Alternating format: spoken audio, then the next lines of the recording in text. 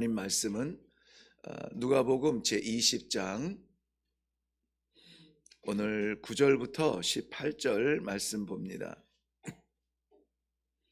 누가복음 제20장 9절부터 18절 말씀입니다. 우리 한 목소리로 같이 읽습니다. 시작. 그가 또 이 비유로 백성에게 말씀하시기 시작하시니라. 한 사람이 포도원을 만들어 농부들에게 새로 주고 타국에 가서 오래 있다가 때가 이름에 포도원 소출 얼마를 바치게 하려고 한 종을 농부들에게 보내니 농부들이 종을 몹시 때리고 거저 보내었거늘 다시 다른 종을 보내니 그도 몹시 때리고 능욕하고 거저 보내었거늘 다시 세 번째 종을 보내니 이 종도 상하게 하고 내쫓은지라. 포도원 주인이 이르되 어찌할까 내 사랑하는 아들을 보내리니 그들이 혹 그는 존대하리라 하였더니 농부들이 그를 보고 서로 의논하여 이르되 이는 상속자니 죽이고 그 유산을 우리의 것으로 만들자 하고 포도원 밖에 내쫓아 죽였느니라. 그런즉 포도원 주인이 이 사람들을 어떻게 하겠느냐?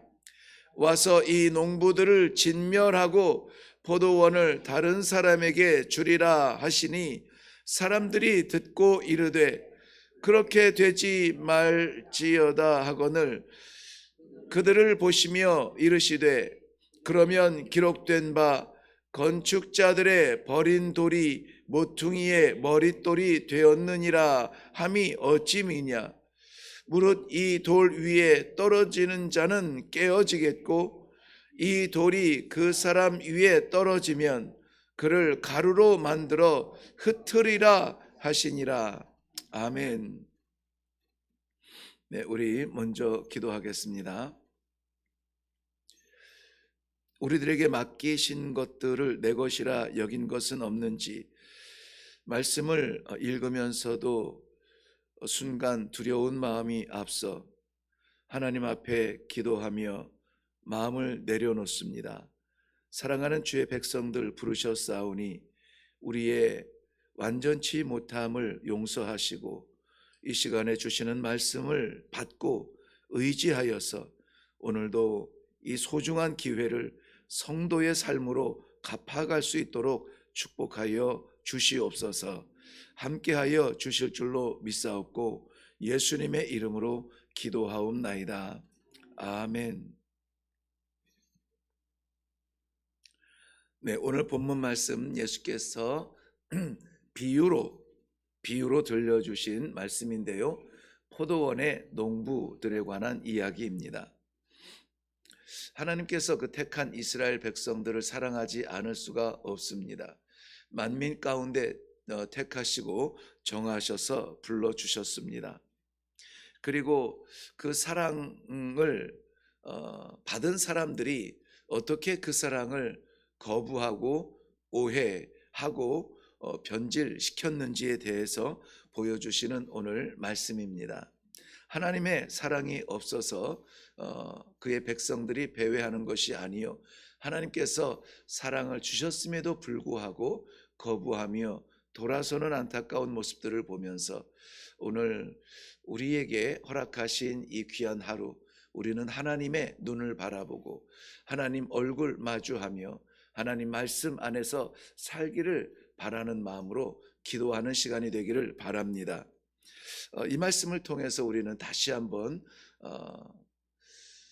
자격 없는 우리에게 부어주신 하나님의 사랑을 깨달을 수 있는 시간이 되시기를 바라고요.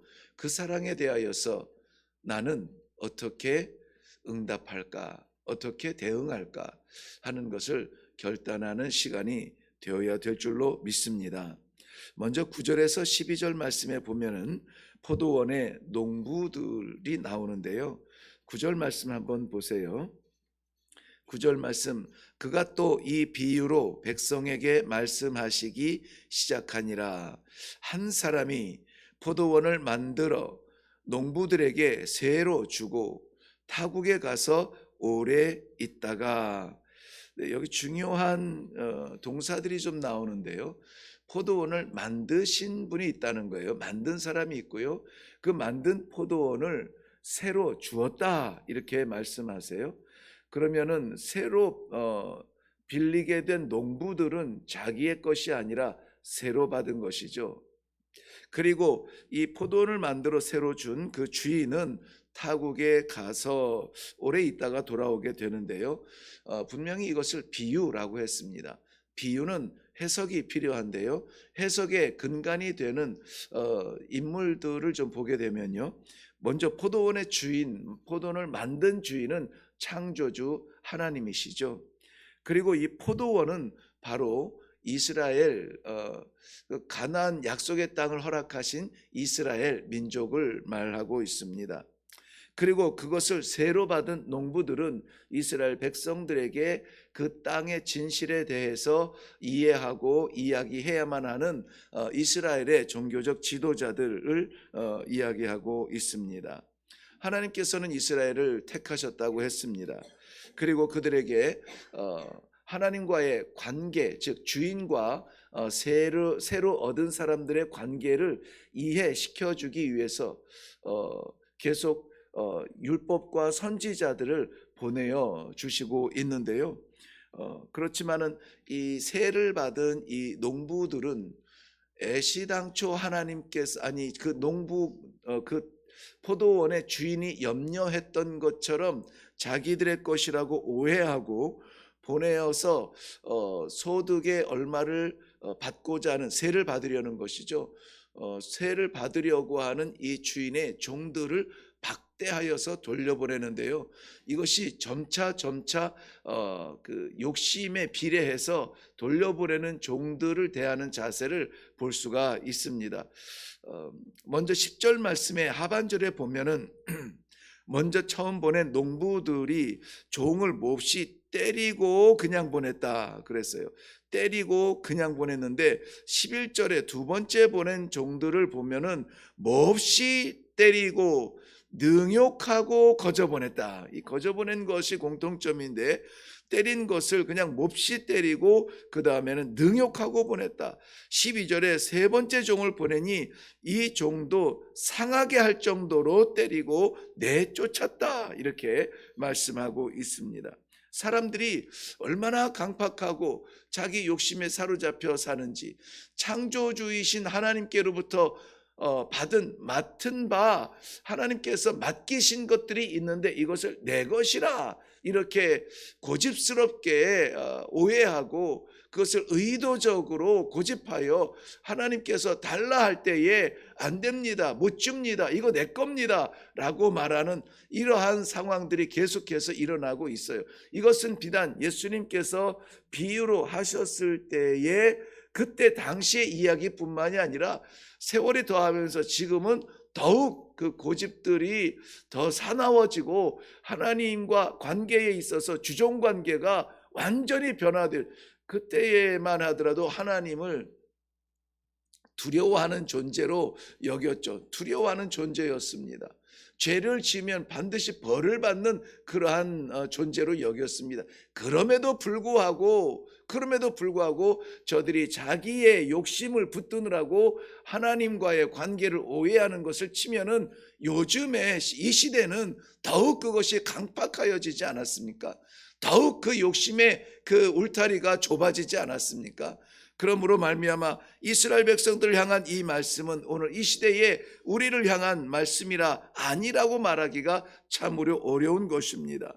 이스라엘 백성들은 하나님의 사자들을 보내어서 깨달으라고, 하나님께서 진노하신다고, 죄에서 돌아서라고, 우상을 깨트리라고 말씀드릴 때마다 그 말에, 선지자들의 말에 귀를 닫고 오히려 그 복음 기회를 외치는 선지자들을, 예레미야 선지자 같은 경우에는 옥에 가두고 정말 선지자 대접을 하지 아니하며, 선지자는 하나님의 말씀의 대언자죠. 제사장과 선지자의 역할은 좀 차이가 있는데요, 우리가 아는 대로 하나님의 말씀을 대언하는 이 선지자를 옥에 가두고 우리가 잘 아는 엘리야 선지자 같은 경우에는 죽이겠다고 쫓아다니며 그 두려움으로 광야까지 도망가지 않습니까?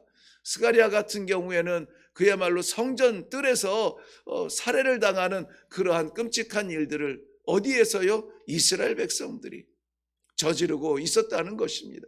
주어진 얄팍한 그 알량한 권력 때문에, 왕의 자리 때문에, 지도자의 자리 때문에 빼앗기지 않으려고 선지자들의 입을 막는 그러한 일들을 저지르고 있었다는 것입니다. 하나님께서는 또 다른 종을 보내지만 더 강팍하게 거부하는 이스라엘 백성들을 악한 농부로 지금 보여주고 있는 것입니다. 그럴 때에 그 포도원의 주인은 이렇게 생각을 합니다. 야, 이 사람들 이거 어찌하면 좋으냐? 어찌하면 좋으냐? 그러면 그 속에는 버려둘 것이냐? 포기할 것이냐? 이것들을 가만둘 것이냐?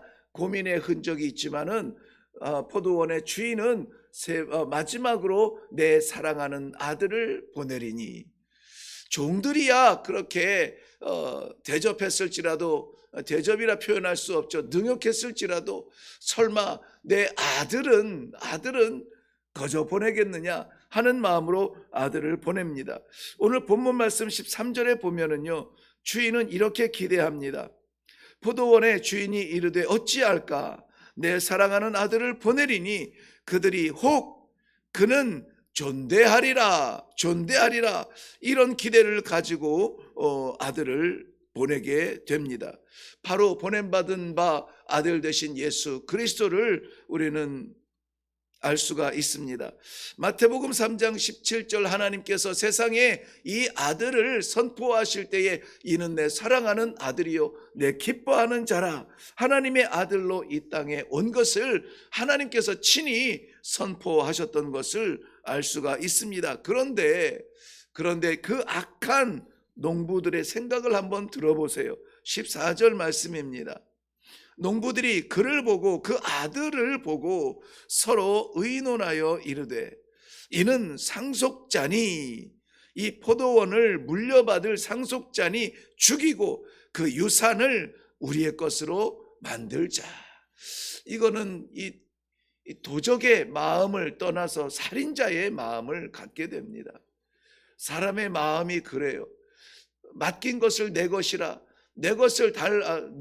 고집하면은 하나님이 맡긴 것을 달라 할 때에 하나님을 능욕하고 하나님을 저버리는 그런 악한 심정이 사람들의 마음 속에는 있어요. 그러므로 오늘 이 아침에 하나님께서 사랑하는 백성들에게 기회를 주시는 것입니다. 내가 맡긴 것을 좀 다오.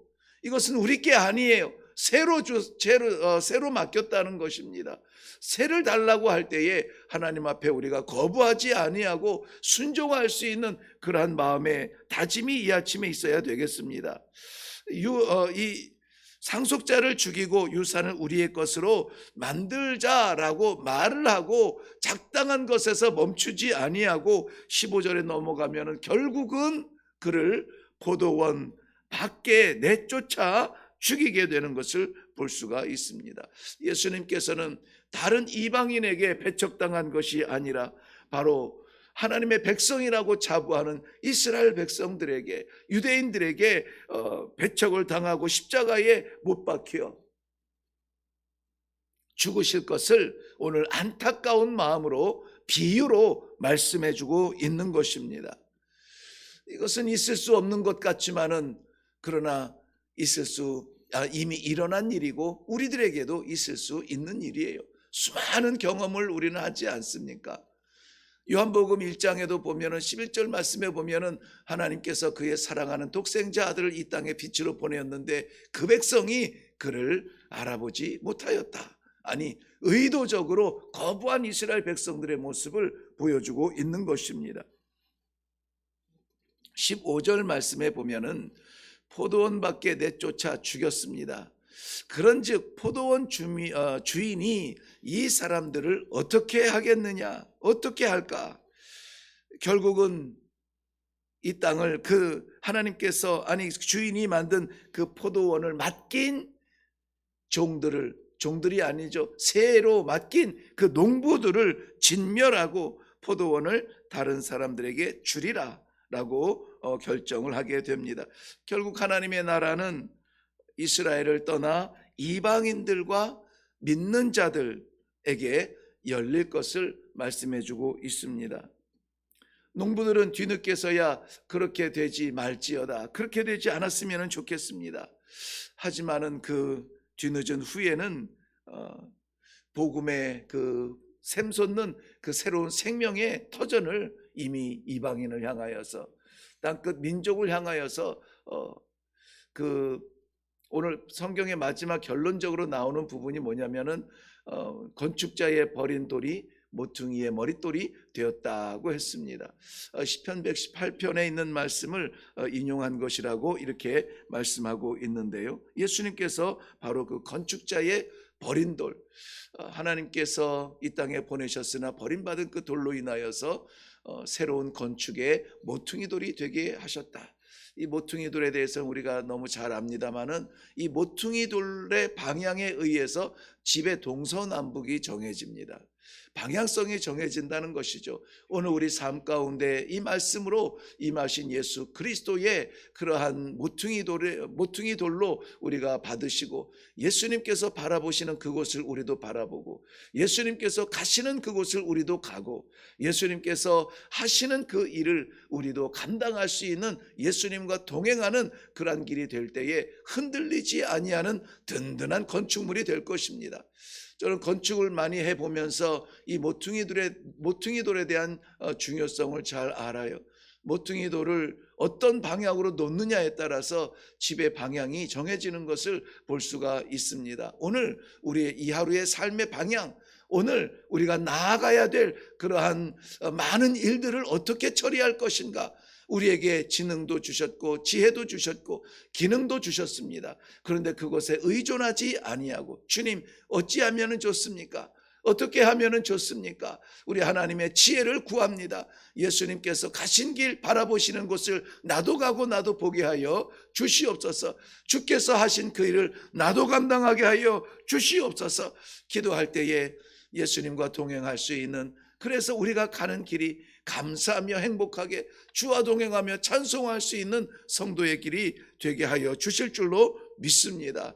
오늘 이 말씀을 받으면서 우리는 두 가지 반응을 할 수가 있어요. 하나는 말씀 그대로 예수 그리스도를 내 삶에, 내 가정에, 내 생각에 모퉁이 돌로 놓고 순종하여 그 믿음의 집을 지을 것인가, 아니면은 농부들처럼 거부하고 새로 맡긴 건 내 것이라 고집하며 결국은 그 돌 위에 부딪혀 부서질 것인가 하는 것을 오늘 이 아침에 우리는 결단하며 기도할 수 있어야 될 줄로 믿습니다. 마음의 결단이 일어나면은 그 길을 갈 수 있도록 힘을 달라고 기도하세요. 연약해지고 또 내 것이라 자꾸 착각되어지는 마음이 들 때마다, 아니요, 내 것이 아니요, 내가 아니요, 예수 그리스도시요 하나님의 것입니다. 이렇게 우리가 기도할 때에 하나님께서 주시는 귀한 이 생명의 날을 성도로 살 수 있는 축복이 있기를 주님의 이름으로 기도합니다. 기도하겠습니다. 내 사랑하는 아들을 보내리니, 이미 우리 안에 이 믿음을 허락하여 주시고 예수 그리스도 중심의 삶을 살 수 있도록 이 새벽을 깨워서 주의 말씀 앞에 다시 저희를 불러주셨습니다. 맡기신 이 하루가 내 것인 줄, 맡기신 이 생명이 내 것인 줄 오해하고 착각하며 고집할까 봐 하나님 아버지 부르신 사랑스러운 영혼들에게 하나님과의 관계가 부서지지 아니하도록 이 말씀을 주심을 인하여 감사합니다. 오늘 사랑하는 주의 백성들이 기도하며 나아갈 때에 연약하고 욕심 많은 우리의 인격이 하나님의 것을 차지할까 봐 두려운 마음으로 기도하게 하시고, 아버지 주신 생명, 아버지 주신 능력, 아버지 주신 가정, 아버지 맡기신 모든 것을 아버지의 것이라 믿고 나아갈 수 있는 귀한 성도들의 삶이 되도록 축복하여 주시옵소서. 순간이라도 배반하지 아니하며 순간이라도 충성할 수 있도록 은혜를 베풀어 주실 줄로 믿사옵고 예수님의 이름으로 기도하옵나이다. 아멘. 네, 우리 누가복음 20장에 담겨져 있는 말씀이 아니라 오늘 우리들에게도 하나님께서 동일한 질문을 하고 계십니다. 그리고 우리 안에 주신 이 귀한 그 이름 예수 그리스도가 여전히 우리 안에 살아 계십니다. 오늘 허락하신 이 소중한 기회에 우리가 예수를 그리스도라 고백하고 그 인도하심을 믿고 따라갈 때에 우리는 이 하루 가운데에 일일 일생 살려주신 하나님 앞에 하나님께서 기대하시는 열매를 맺게 하실 줄로 믿습니다.